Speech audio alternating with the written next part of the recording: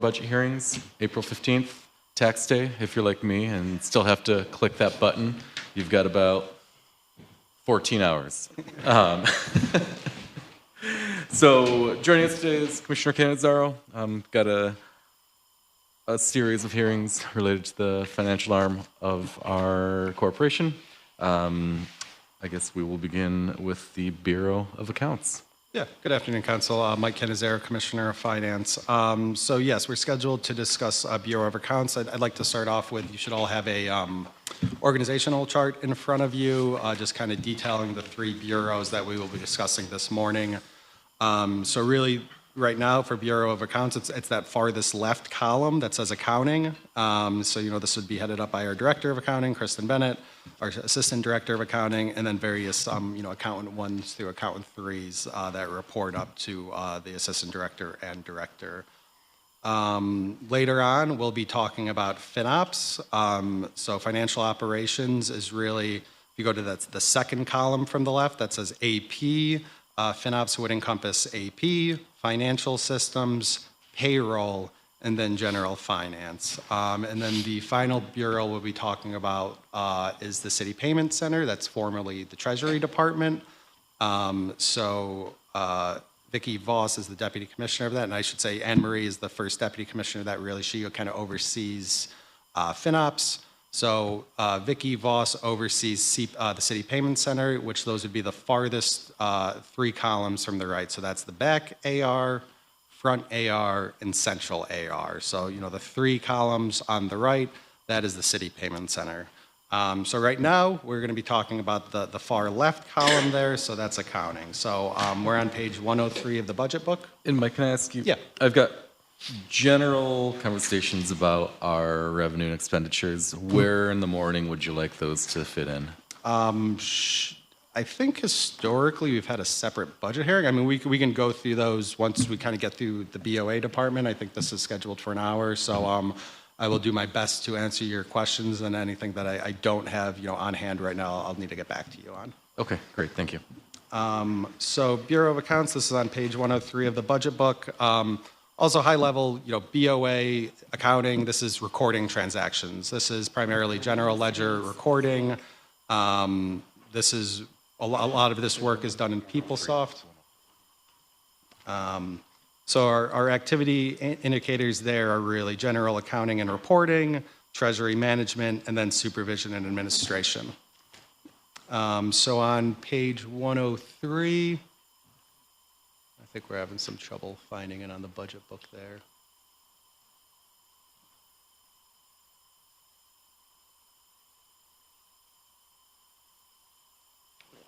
Interesting counting happening in Rita's book over there.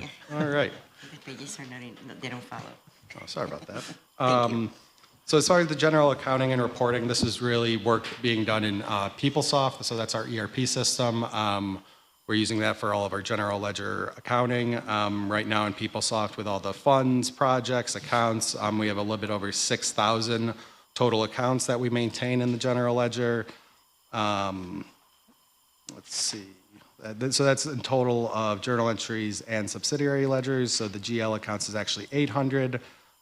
We have about 500 open projects. So that would be inclusive of capital projects, grants, water capital projects, sewer capital projects. So again, over 500. And then manages fund accounting. We have 28 total funds. So really everything we're talking about in this book today is the general fund. So that's one fund. It's our largest fund. It has the most activity. But we have numerous trust accounts, enterprise funds that we do accounting for. So, 28's a lot. Treasury management, we maintain about 33 bank accounts. That's what we're anticipating. I think in years past, we tried to show bank accounts as a driver of we have more work. In my opinion, our goal is to consolidate our bank accounts. We have to do a monthly bank reconciliation for all of these. So my goal is hopefully that number continues to kind of trend downward, because we do not need this many bank accounts for an entity our size. So any questions on the activity indicators? Commissioner, on the grants issue, how does that work? I mean, say the Parks Department wants a grant to reset a the golf course or something like that. They apply for it, do they initially let you know about it, that we're applying for this, and then when it happens, So grants are very let- decentralized at the city. Really, that they coordination. are centralized? Decentralized. Okay, you shocked me there. Yeah. So as far as that process today, Parks is most likely reaching out to our research department, so Janet Burke, coordinating work with her as far as an application for a grant, identifying a grant. As far as once it comes to accounting, it comes to accounting when it comes to you guys. Once we have an ordinance saying we are accepting a grant award for $50,000 from DCJS or whoever it is, that's when we would then create a project budget in PeopleSoft saying, yep, we have the executed grant document, New York State saying they're giving us 50 grand. We will now set this grant up for you. You can spend on this grant. And there's somebody in Parks that will have access to that to tell you how much they've spent? Yep. Yeah, so I mean, we have multiple, it's not just the accountants that have access to PeopleSoft. I mean, the departments can, and we will give them access if they want to review some of their project budgets, and that's, I think, another one of our initiatives this year. It isn't really your responsibility to make sure it's all spent, or is it? I mean, I think, it's a matter of opinion, but I would say yes. I mean, I think. So you'll be aware, there's a certain time frame, obviously, so. Yeah, and that's something we're continuously trying to improve, and we do have an active grants management project going on right now just to be more proactive with our grants. So let's say, a grant's expiring on June 30th, it's April 15th today, we should be proactive with the department of, hey, you have $50,000 left on this grant, it expires 6/30. That communication's not really happening proactively today. It's very much so on a reactive, haphazard basis. I mean, some of our bigger grants we're all aware of, and we all know the deadlines for those, but some of these smaller grants, we need to have a better process as far as managing them to make sure that we're claiming all the available grant So funds. that's underway to try Yep. to streamline that. Yep. And do that. If you're able to do that, you're granted a one-day parade permit, I'll tell you. That'd be worth a parade if you're able to put that together. So, and actually one of the new positions we're proposing in BOA kind of deals with that project. So if we go to the next page, this would be our head count. I'm in BOA proposing a new deputy commissioner of finance. The title there, I'm kind of toying with, technical finance and compliance. Our director of accounting, we have 2 accountant 3s. We have an assistant director of accounting. We have 2 accountant 2s, and we have 2 accountant 1s and the secretary to the commissioner. So right now, as far as those 11 proposed positions on the right, 3 of those are vacant. That deputy commissioner role, which is, again, this is a new position we're proposing. Our accountant 3, we have 1 vacant accountant 3, 1 accountant 3 is occupied, and then we have another vacant accountant 1. So, I mean, with that deputy commissioner of finance, that would be a higher salary range, and really that's primarily just to give me some additional capacity. Looking primarily to hire another CPA or someone maybe with an MBA. That I think everyone in finance will tell you, our commissioners, we're all in the day-to-day work. We're all in the operational work. So as far as being able to kind of take a step back and strategize a little bit and be a little bit more strategic with some of our initiatives, and just managing our staff to making sure we're tracking our grants properly, looking to get another higher level position in finance that, again, I don't think this is, hire another account clerk 1, another account clerk 2. I think this is someone that really targeting with, 5 to 7 years of public accounting experience.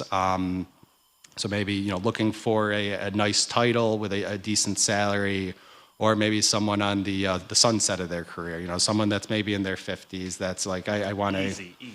Sorry. Mike, a quote that you use a lot, whether you know it or not, you say, quote, "That person does not exist." Yes, yes. Does that person exist? We don't know if we don't post it.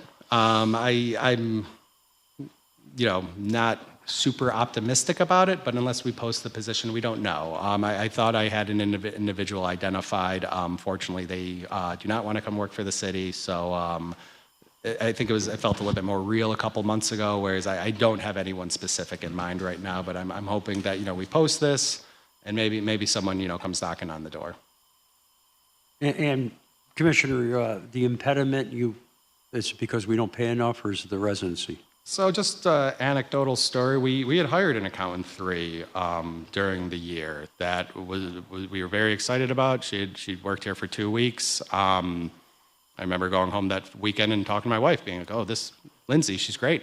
Monday morning, following that weekend, we got her letter of resignation emailed to us at 7:55 a.m. I'm no longer working for the city. We asked her around. She took a higher position elsewhere. She's a very similar to Jake's conversation yesterday with code enforcers. Accountants, do not grow on trees, and there's fewer and fewer coming out of college every single year. You had Greg Evans here a month ago explaining we can't hire accountants in public accounting, and they're paying better salaries than us, maybe not better benefits. But So do you have a shadow deputy finance commissioner, someone who's working in your so department I right work now? very closely with Anne Marie Deegan and Vicky. I mean, we're all very, very busy, and I think we just need more leadership. We need more supervision in our department. We all have initiatives that we talk about, and we talk about them for 3 to 6 months without them getting off the ground because we're so busy in daily So operational work. it's hard for you to get daily operations, right? Yes, So you yes. feel, okay. And I think, Mike, these two might be connected, but you're proposing 2 additional positions. The activity indicators don't change. Yeah, so and actually the accountant 2 requires a little bit more discussion. So one of those accountant 2s, so you see that increase from accountant 2 in 24-25 from 1 to 2. That's not a true increase in accountant 2s. So that second accountant 2 is Nicole Meeks. She's the statewide treasurer for CSCA. We have to have her on our roster because that's an agreement. Formerly, she was on the aviation budget. We haven't had any, so the airport budget. So really, she would have been on Fund 4. At the end of every year, we have to reclass her salary, and we have to do all these, accounting gymnastics that if we get her in the right budget from the start, we don't have to do all that work. So really, this increase in the accountant 2 is not a true increase. She's on rental to CSCA for another couple years. CSCA reimburses all of her salary and her benefits, so I don't think that's included as a less line in BOA, but there's an associated revenue source for her reimbursement. So that accountant 2 is not a true increase. And the only new position that you're proposing would be the deputy commissioner. Yes, correct. Can I guess, maybe wade into the water a little bit that I want to get into later? Yeah. It seems like there's a number of different things being calculated differently in the current year from prior year. Can you give a high-level overview as to why there have been so many changes in the way that we look at the budget? The primary driver you're going to see some salary increases is really, I think, the SURA fringe, that you're going to see a lot of increases in the 541700 line that maybe there's not an associated headcount increase. I'll be in front of you a week and a half from now with the SURA budget. It's messy. SURA historically had been done in a separate accounting system, Macola, that we weren't really recording the transactions. Now, SURA is done entirely in Excel. So we're doing monthly reconciliations in Excel, monthly billings. SURA salary is getting billed to the city. That's all performed in Excel using AS400 reports. It's a very complicated Excel, messy process. The goal for SURA in fiscal year 25 is to get that into PeopleSoft. So we're going to be recording SURA in PeopleSoft. So really, everything will be there. Like, you're not going to be going over to the separate Excel sheet to see SURA salaries, because really in the fiscal year 25 budget, I think we shorted the SURA salaries. That the fringe was not appropriately included on some of those positions. In the 25 budget, I think we corrected that. I think better coordination between finance and budget in the 26 budget, that we're actually showing the true cost of some of those SURA salaries in the 26 budget. That's the main thing that just immediately comes to mind. Were there any other specific? Not related to this. Okay. So yeah, going through the actual account detail, really, everything's, as far as the contractual and other expenses, staying relatively flat. The largest increase you'll see are in those salaries line. And that's, again, the additional accountant 2, which there will be associated revenue for her reimbursement, and then the new deputy commissioner. So that's what's driving that, 200,000 plus increase in the proposed budget versus the adopted budget.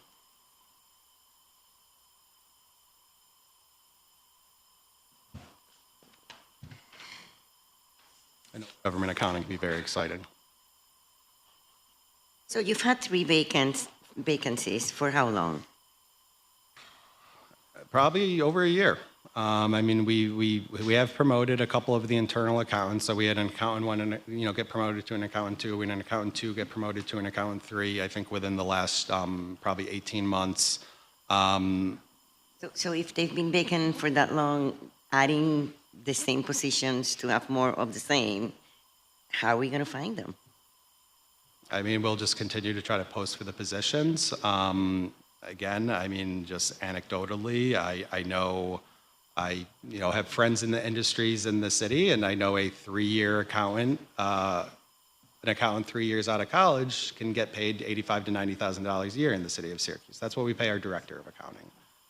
So how are we going to get an accountant 3, ideally with 3 years of experience at, what are we saying, $70,000, $70,000 to $74,000, when they can go out to the private market and get $85,000 to $90,000? I mean, that happened to us this year. So it's a challenge. And, you throw residency on top of that, we have a lot of, headwinds preventing us from hiring. So it's a long shot. Yeah. And I think that's the goal with this deputy commissioner is, if it is a higher salary, we can maybe target one of those individuals that will just add to our capacity. We good with the personnel side of things? Mike, can we go to page 4? All right, that's what I was waiting for.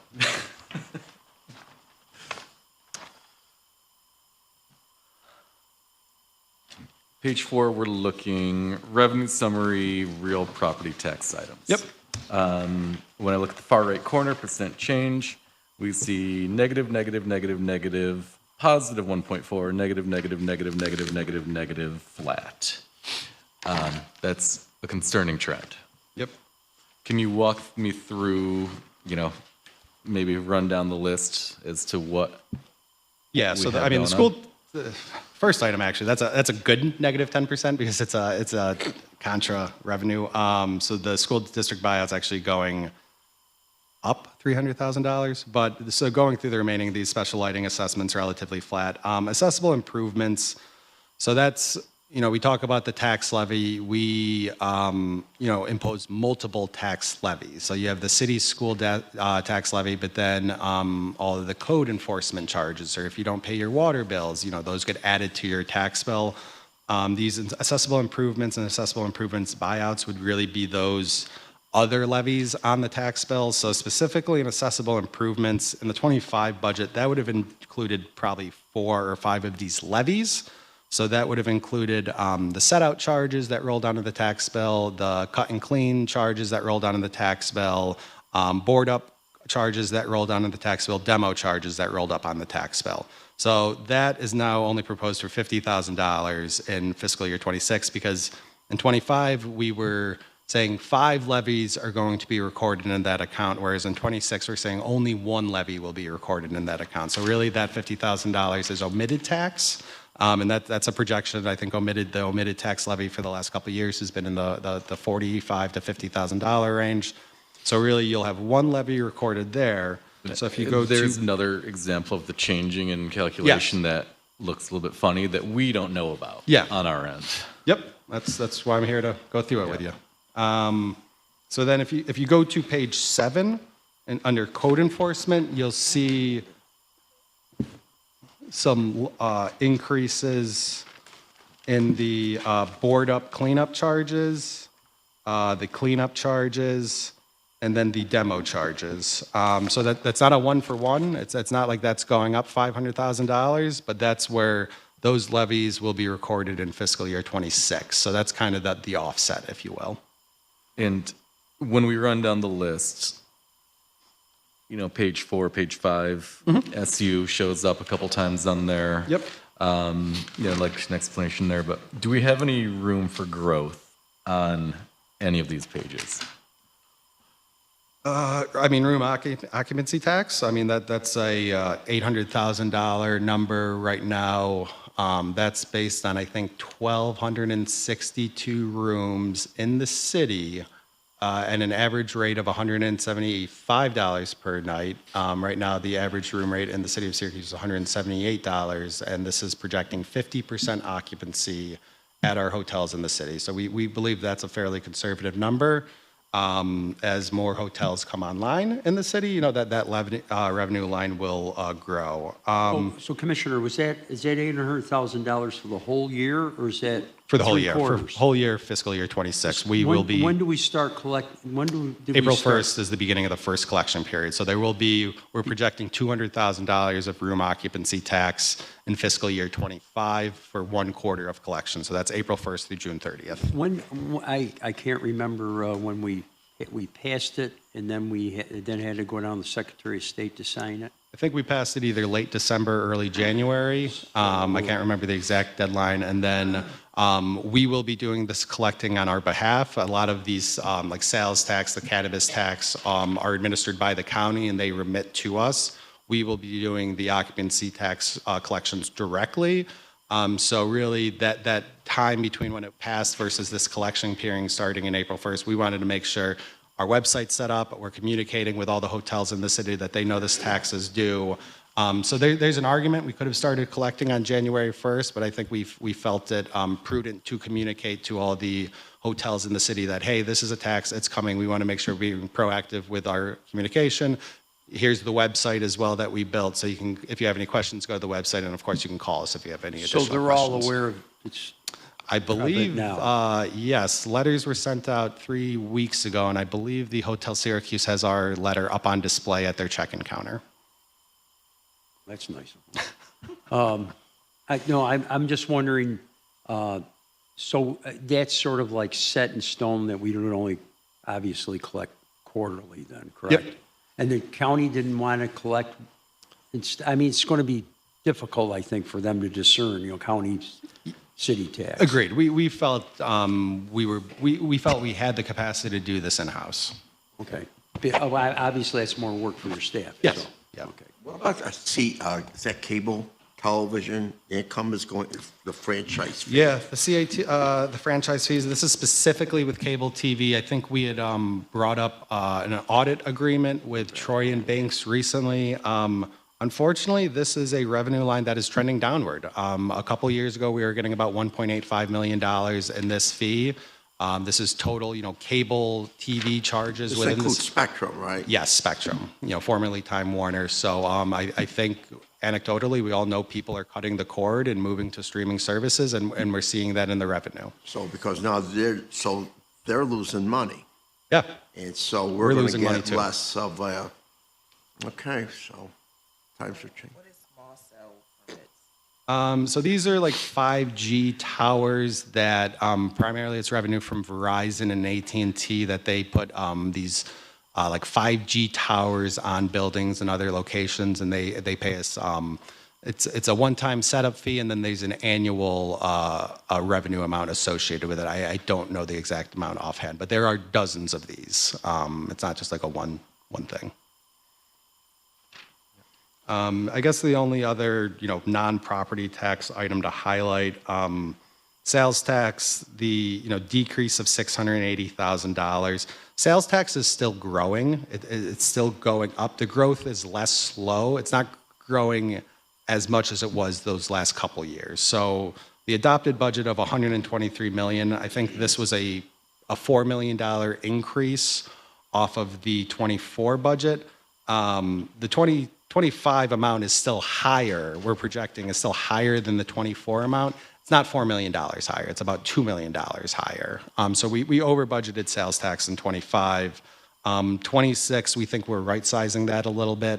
So, just shy of 123 million. This is a 1% increase based off of our most recent projection.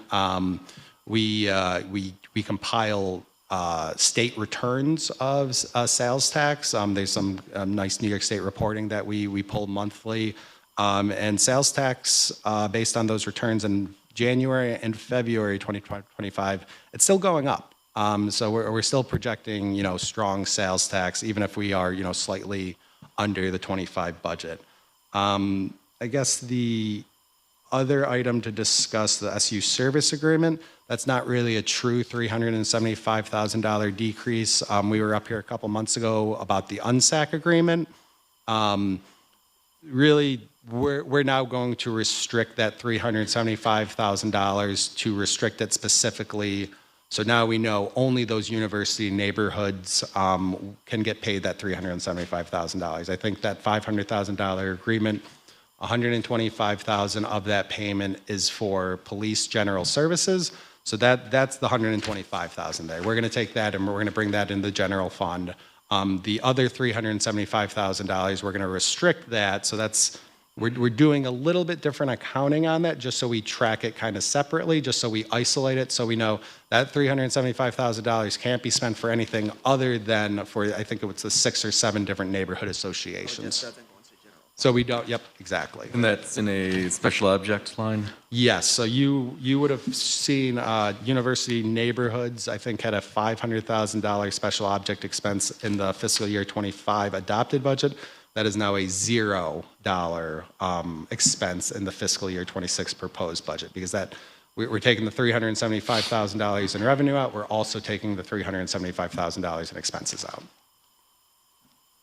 University neighborhood grant, is that the line we're looking at? I think so. I don't have the special object page memorized, if you could share that. 47. 47, thank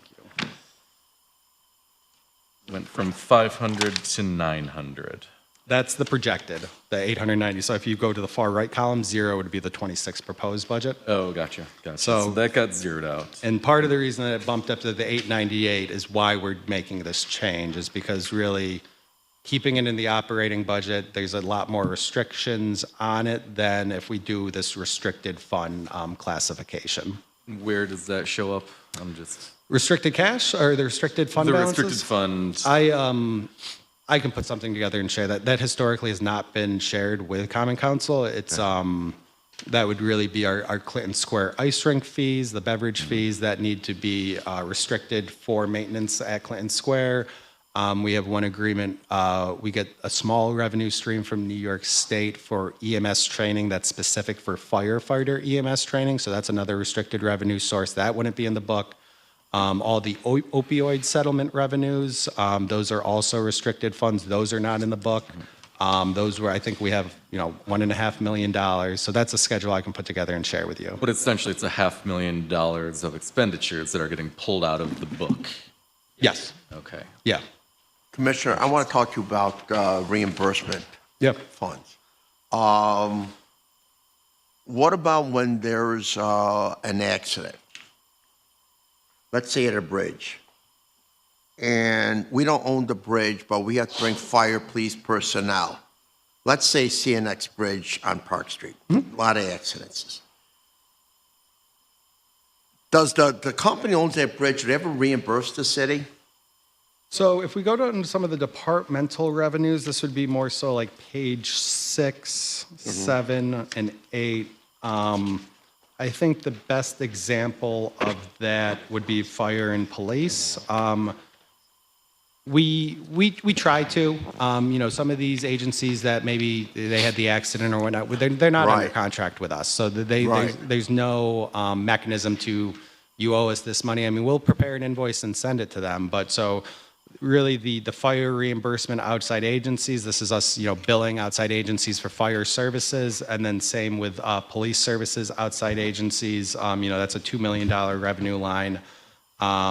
So us, providing security services at, an apartment building, that's where, we will charge for those services to external agencies. So Chief Mons brought it to my attention recently. When the Syracuse Mets have fireworks, we get reimbursed $25 to have firemen there. I think that's a very reasonable for the new ownership that is very wealthy. And I think there is an issue where there's room for improvement. Yep. Where we should be raising our fees. Because because as the fire chief has said to me, our personnel are there. They're not at the firehouse. They are there, and I know the fireworks is very important for the fans, but you gotta have fire personnel, so they're tied there for a few hours. And I think we should, we have to consider our reimbursement fees. I think that we are really shortchanging ourselves as a city. I couldn't agree with you more. I mean, I think all of our fees, I mean, for everything across the board, Parks and Rec, codes, permits, blah, blah, blah, should be evaluated on at least an annual basis. I mean, that cost is much greater to us than $25. We are losing a lot of money by staffing up the, fireworks at the baseball stadium. That really they should be reimbursing us at least our costs. I mean, we should be putting at least 10 to 15% surcharge on top of that just for, additional indirect expense reimbursement. So I am in complete agreement with you. Commissioner, if we could just go back to the SU, the annual Yep. service agreement, the $2 million. And so I imagine is this the last year? Corey, is this the last year for that? The SU agreement? We have to renegotiate that again or what? This was just. Yes. There's one more year.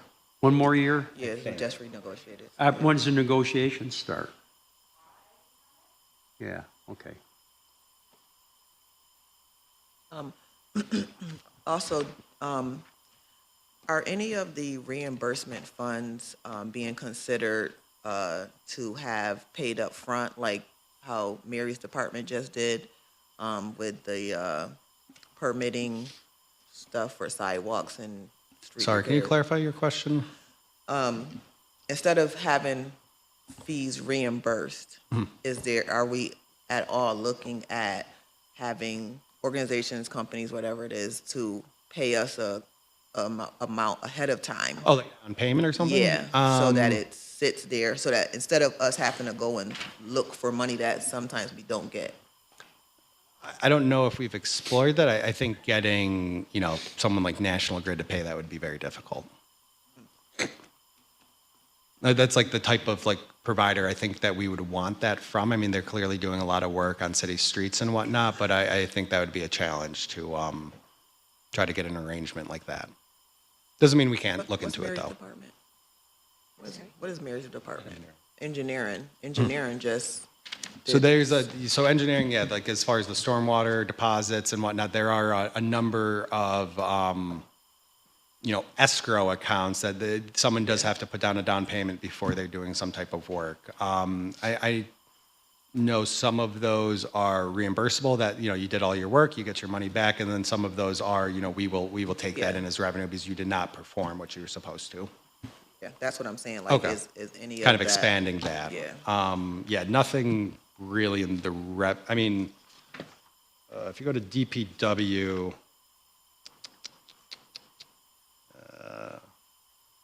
I think set out charges might fall into that bucket. No, set out charges wouldn't. I would have to get back to you. Okay.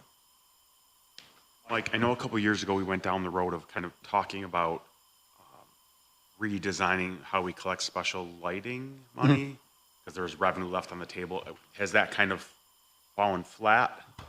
So we still are convening our, revenue enhancement fiscal sustainability committee. That's a biweekly meeting. That is one of the topics we've talked about. Other than very preliminary conversations, we haven't really progressed on that. Commissioner, we used to have the finance committee involved in those meetings too, for revenue enhancement. Yeah. I think Councilor Williams was involved in at least one meeting. I think it's a discussion we have to have. Okay. As I look at the vacant, I know the mayor out in Detroit there went to the Michigan legislature and tried to get a vacant property tax. I don't think we need a tax, but we certainly could use a fee on some of those properties, but a non-productive use. And But, I mean, Counselor, the whole thing is Yep. be, I've thought about going down the split rate taxation for properties, which, the two go hand in hand. I'd love to, I bring think we that have out. to do it, obviously. Yep. I plan on reconvening that. Yeah. Mike, can we go to the next page? Yep. Talk about revenue enhancement a little bit. Yeah, so you're talking page 6? Page 6. Yep. Yeah, and on the previous page, the only other revenue item I wanted to talk about was the cannabis tax. As we've seen more shops open up outside of the city, the sales have basically stayed flat, but more sales are happening outside of the city, unfortunately. But we've got Carmelo now. Yeah, we got Carmelo now, so we'll see if that, we have a little bump in the revenue for this quarter. Page 6. Yep. You know, what really jumps out, stands out to me are the school zone violations. Built in here, we've got $6 million in revenue, and I had it explained to me by the budget team that we have an agreement with Genoptics that they'll take, roughly 35 to 45%, depending on which and revenue so source. the $6 million isn't actually a $6 million. Yep. But I'll be candid. That assumption seems pretty extreme to me. When we look at the bus arm violation, that's a $250 violation, correct? I believe so, yes. And if we do the math out, that's 6,400 violations over 180-day school year. We're assuming that there are going to be 35 violations each day, 180 school days. If we go to the speed zone violation, or school zone speed violation, $50 fine, correct? I believe so, yep. That means we have 36,000 per year, which is 202 per day, every day of 180 school days, meaning that there are 6 per school per day, every day of the year. Go to the red lights, $50 fee again, 51,140, leading to 284 per day, every day, leading to 8.5 per school per day. I think that those are probably out of line with what we're actually going to see. What we've learned is that there will be a significant spike as we have initial enforcement, and Not to mention that you would hope people will follow the rule of law. correct, and that's And not have, the this issue. purpose is not revenue generation, it's behavior change. And what we've learned is that if people get hit with a $250 fine, that they're going to change their behavior. When we think about our neighborhoods, I drive the same route to work every day. If I get a fine for speeding within my school zone on, day 1 of school, I will likely change my behavior. That's a significant growth in revenue that has a direct impact on the deficit that we have, and I don't think we come anywhere near $6 million. Do we have a comparable, is there? I think really it's where we're looking at what happened in Albany. I know their first couple months, I think they had like $10 million in revenue. I think in their most recent budget, they had $6 million. Obviously, the dynamics of Albany are different than Syracuse. This is new to all of us. We've talked about this number quite a bit. And as you alluded to, Councilor Williams, the net revenue is more like $3.7 million. So there's a $2.3 million special object expense associated with the payment to Genoptic for them, performing these services. It's an ambitious number, but I think it's really we're wait and see at this point. I mean, we'll see how it rolls out. We'll see how quickly some of those constituent behaviors change. Because I agree with you.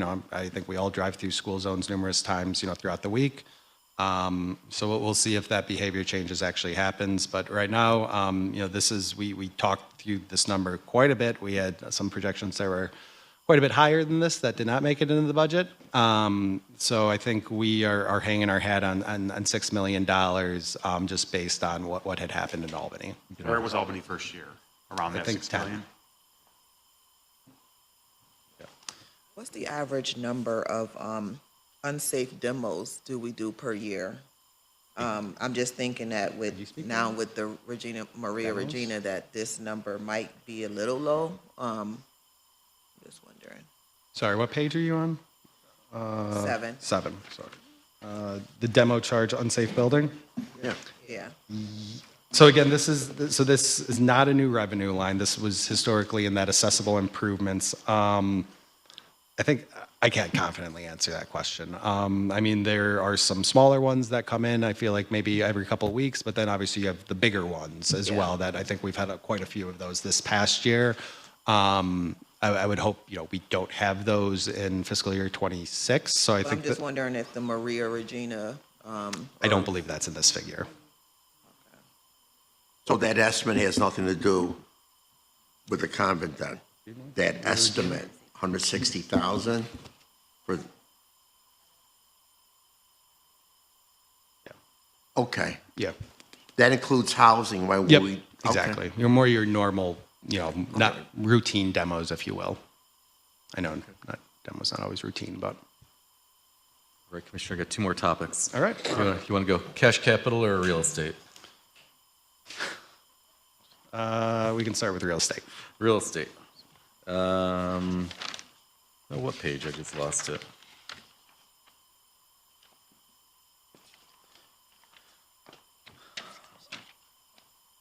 So, anyway, I'm going down the road of Syracuse Developmental Center. I brought this up with the commissioner, Commissioner of Assessment, a couple days ago. When are we set to close on SDC? I do not, I could not provide an update on SDC. In fiscal year 25 or 26? I would imagine 26. Okay, so the number, Commissioner? Yeah, fiscal year 26, I think. We're anticipating hopefully fourth quarter of this year. Fourth quarter of this calendar year, December of 25, so FY 26 closing. Okay. Excuse me, Counselor, where are you here? I lost a page. Page We've got 10. about 1.5 million in property sales. Am I correct? Yep. From my memory. What page are we looking at? Page 10. Page 10. 10. The ordinance passed for the sale of that property is $20,000 per unit. What is the revenue projection from that? For SDC? Yes. We do not have any revenue in the 26 proposed budget for SDC. If sales going through in December, $20,000 per unit, we're talking minimum of a couple $1 million. Is that an omission, or where did that money go? My understanding of the SDC closing is I don't know if we will be getting any revenue from it.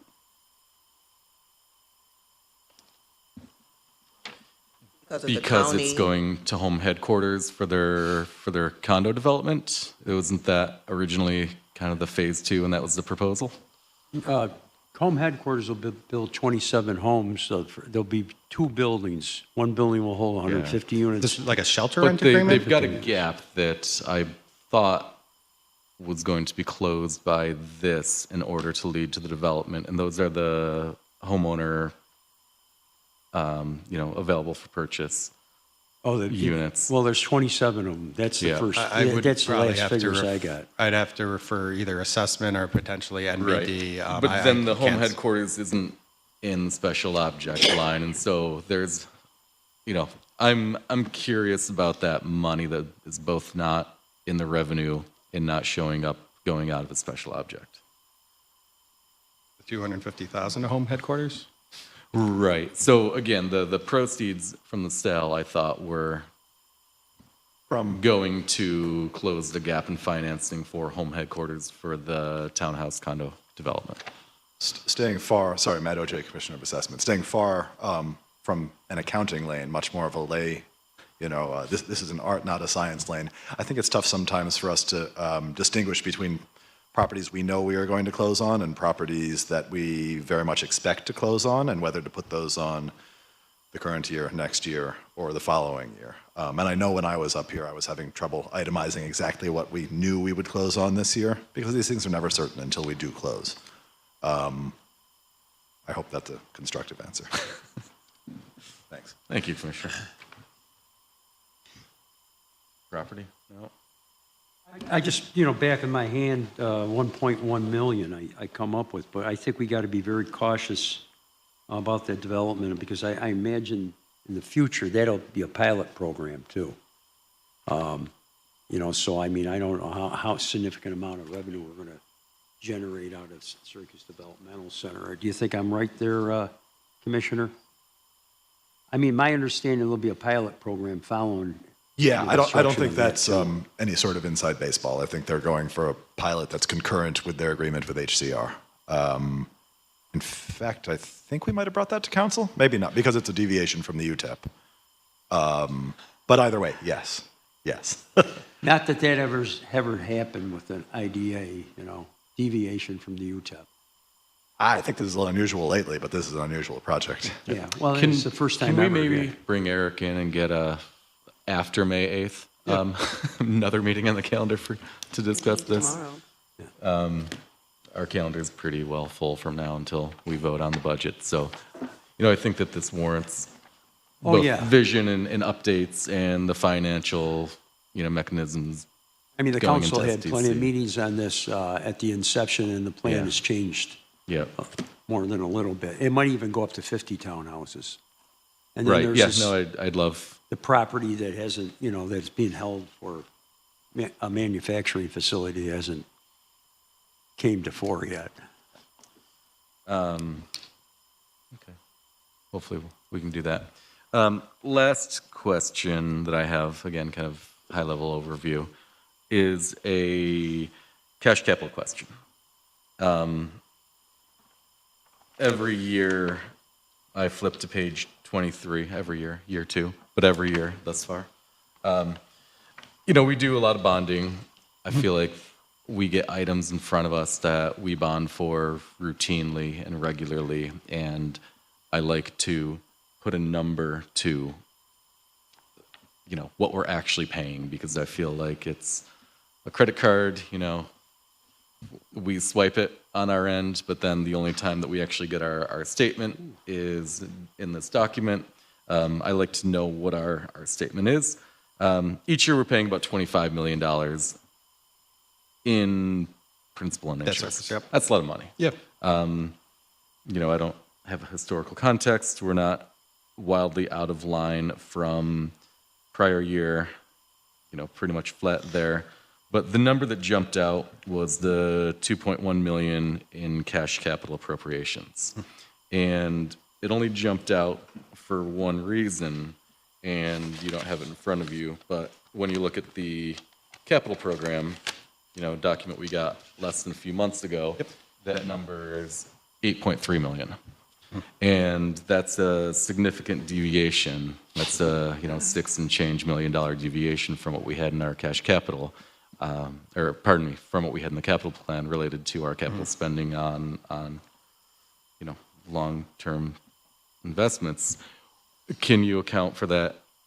Yeah, $6 so I million? mean, I think some of those items we've looked back and we've decided that maybe we do want to maybe issue a bond for some of those items. And I think at least going through these last couple of years, especially with the ARPA funds, is you have a lot of departments that have a number of capital projects, grants open with available funds. So I think to loop back to the grants management project, and again, this is, not just, it's not one department's fault. I mean, this needs to be better interdepartmental coordination with everyone. Spend what you have before you ask for something new. If you have $2 million available in police cars from 2025, you haven't spent it, why do you need $3 million in 26?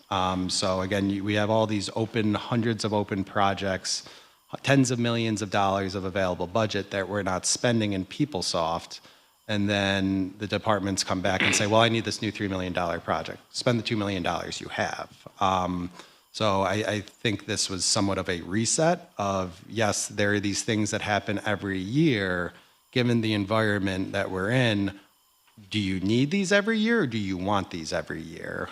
So I think we're looking at spend all the available funds you have. Look at PeopleSoft. Look at your available budgets. You have millions of dollars available.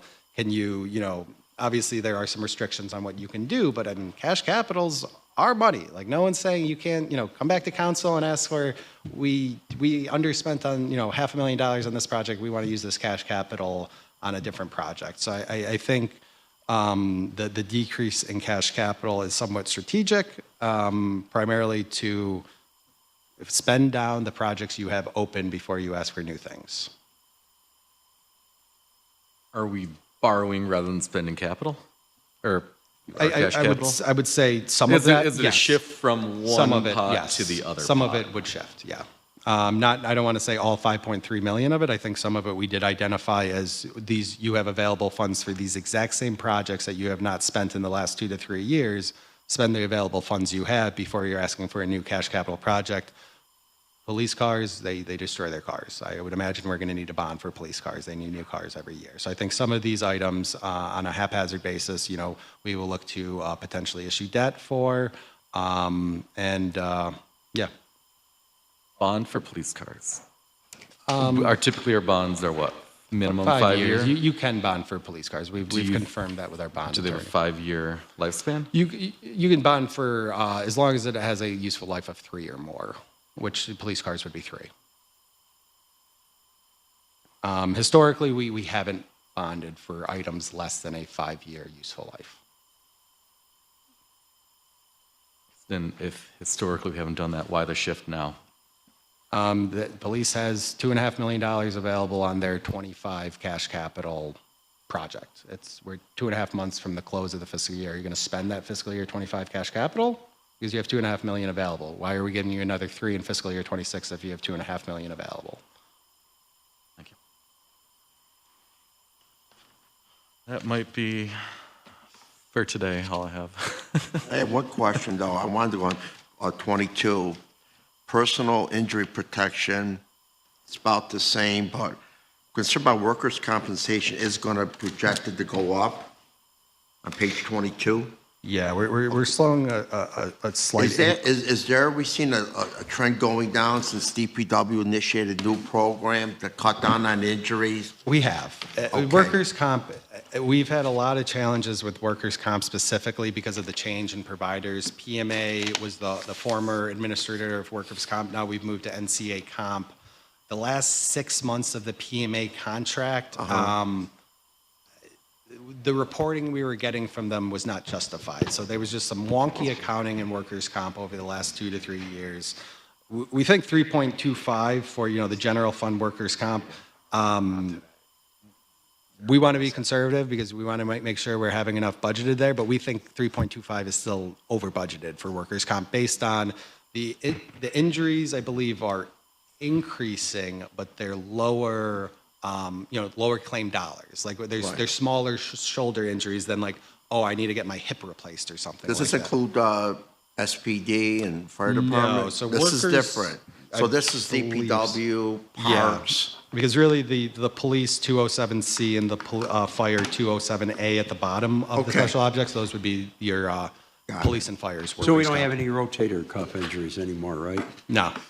Like, not like the Yankee pitching staff. Yeah. Thank you. Okay. Looks like we've got about 5 minutes until our next hearing. Thank you, Commissioner. Commissioner.